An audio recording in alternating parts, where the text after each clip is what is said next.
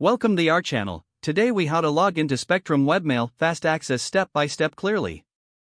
To log into Spectrum Webmail, start by opening your preferred web browser. In the address bar, type in the URL for Spectrum Webmail. Press enter to navigate to the login page. Once the page has loaded, look for the login fields at the center of the screen. Enter your email address in the designated field. Next, input your password in the password field. Ensure that both your email and password are entered correctly. If you wish to stay logged in on this device, check the Remember Me box. After filling out the required information, click on the Sign In button. Wait a moment for the system to process your login credentials. If your information is correct, you will be directed to your inbox. In case you encounter an error message, double-check your email and password. If you've forgotten your password, click on the Forgot Password link. Follow the prompts to reset your password. Once logged in, you can easily navigate your inbox and settings. Enjoy accessing your emails through Spectrum Webmail.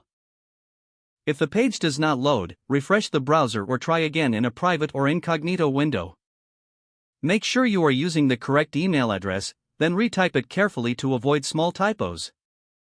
If your password is not accepted, use the reset option and create a new strong password you can remember. Check your spam folder for verification or security emails, then complete any requested confirmation steps.